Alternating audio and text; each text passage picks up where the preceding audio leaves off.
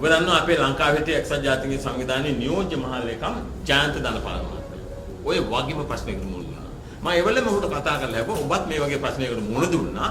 ඔහුගේ නම එක්සත් ජාතීන්ගේ සංවිධානයේ මහා ලේකම් තනතුරට යෝජනා කරපු අවස්ථාවේදී අපේ ලංකාවේ මිනිස්සු මේ තරම් කුහකයි.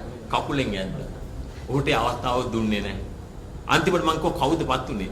බන් කි මූන් from Korea. හරිද? අපේ රටේ මිනිසුන්ගේ තත්ත්වය. කවුද ඔය චෝදනාව ගෙන සංඝක්කාරට? බලන්න කුමාර සංඝක්කාර කියන්නේ ලෝකේ දැන් වැඩිම ලකුණු ගත්ත ක්‍රීඩකයා කවුද දැන්?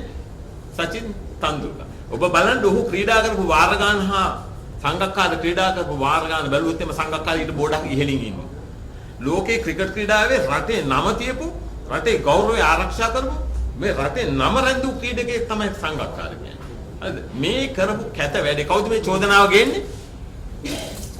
මහින්දානන්ද. කවුද මෙයා? අධිකරණේ මහාධිකරණයල මහින්දානන්ද අලුත්ගමගේ ස්වාමීනි කියලා අට නැවෙනේලා. මේ චූදිතෙක්. බරපතල අපරාධ නඩුවක චූදිතෙක් මොහුට මේ වගේ රටේ නමක් තියපු ක්‍රීඩකෙක් 2009 2011 ඉන්සිඩන්ට් එක.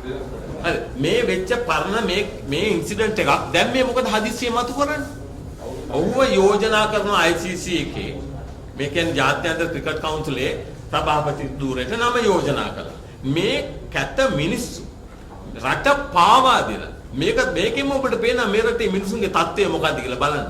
රටට කීර්තියක් ගෙනත් දීපු මේ ක්‍රීඩකයාගේ නම අද දැක්කා ඔබ. ඉතාමත් හිත වේදනාවෙන් ඔබ දකින්න ඇති මුළු රටම දැක්කා. මේ මිනිස්සු මේ රටට කරන මහා අගතිය.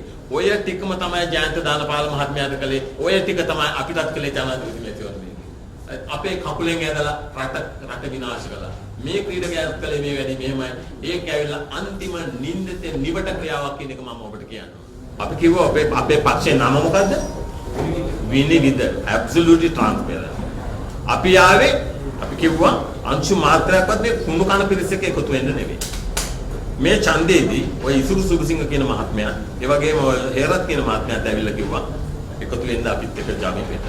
ඒ වගේම සජිත් ප්‍රේමදාස මහත්මයා ඉල්ලීමක් කළා එන්න මාත් එක්ක යන්න. ඒ වගේම අපිත් එක්ක හිටිය ඔබ දකින්න ඇති වරක් හිටියා කවුද අපේ අර විජේ ගුණවර්ධන චන්දිම විජේ ගුණවර්ධන මහත්මයා මට කිව්වා ඒකන ඉල්ලීමක් කළා රනිල් වික්‍රමසිංහ එකතු වෙන්න. අපි කාවද නියෝජනය කරන්නේ? සමස්ත මහ ජනතාව. කිසි දෙයක් කරගන්න බැරි අහිංසක ජනතාව. මට පාර්ලිමේන්තුවට යන්න ඕන නම් මෙහෙම උඩින්ම යන්න. නමුත් අපිට තියෙන ලොකු වගකීමක්. අසරණ වෙච්ච අහිංසක වෙච්ච ජනතාවගේ හඬ නියෝජනය කරන්න මේ රටේ කවුරුත් නැහැ. ඔබ දන්නවා නාගානන්ද බ්‍රිතාන්‍යයට ගියේ ආයස අවුරුදු 46 දී. රේගුවේ විමර්ශනාංශයේ ප්‍රධානය හැටියට ඉද්දි ජීවිත තර්ජන හමුවේ රටින් දාලා යන්නේ බ්‍රිතාන්‍ය මහා කොමසාරිස්වරයාගෙන් රේගු අධ්‍යක්ෂක ජනරාල්වරයා එවකට ඉල්ලීමක් කරනවා මේ නිලධාරියාගේ ජීවිතය මට ආරක්ෂා කරන්න බෑ පිට කරන්න කියලා. අවුරුදු 46 කියන්නේ රේගු වායගේ ආයතනයක හොරකම් කරන මිනිහෙකුට නම් මිලියන් බිලියන් හොරකම් කරන වයසක්. හරිද? ඒ හිටපු කාලය තුල රේගු දෙපාර්තමේන්තුවේ කරපු කාලය තුල කරපු දේවල් ගැන ඔබට අපේ වෙබ්සයිට් එකේ ගිහිල්ලා බලන්න පුළුවන්. දැන් ඊට පස්සේ ඇවිල්ලා අවුරුදු 10ක් තුල කාට එරෙහිවද අපි වැඩ නොකළේ? හරිද? කාට එරෙහිවද? දැන් ඔබ දන්නවද ශ්‍රේෂ්ඨාධිකරණයේ විනිශ්චයකාරවරු අග්‍ර විනිශ්චයකාරවරු 5 දෙනෙකුට එරෙහිව මේ ලංකාවේ දූෂණ චෝදනා ගේන්න පුළුවන් වෙන නීතිඥයෝ ඉන්නවද? ඉන්නවද?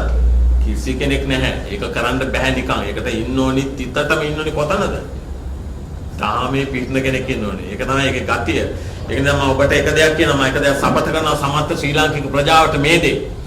අපේ මේ විනිවිද පෙරමුණේ කිසිම කෙනෙක් ඔබ අපි කරෙහි තබා ඇති විශ්වාසයේ දිවි හිමියෙන් අපි පාවා දෙන්නේ.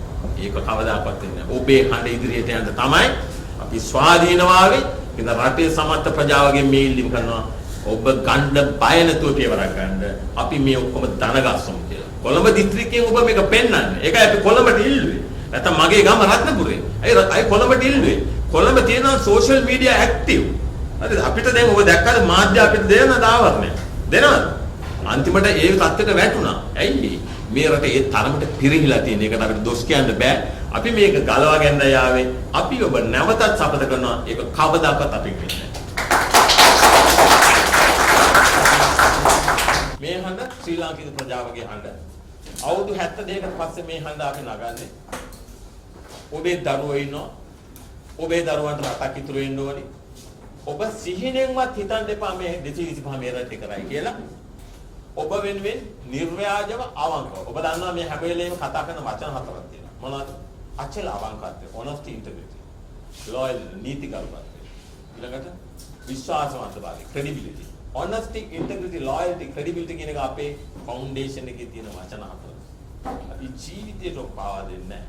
අපි ආයෙ රට කණ්ඩ නෙවෙයි. කෙසේ හෝ මේන් ගලවා ගන්න. අපි මේ හඳ රටට ගෙනියමු. ඔබේ වගකීම අපි ඉෂ්ට කරන්න.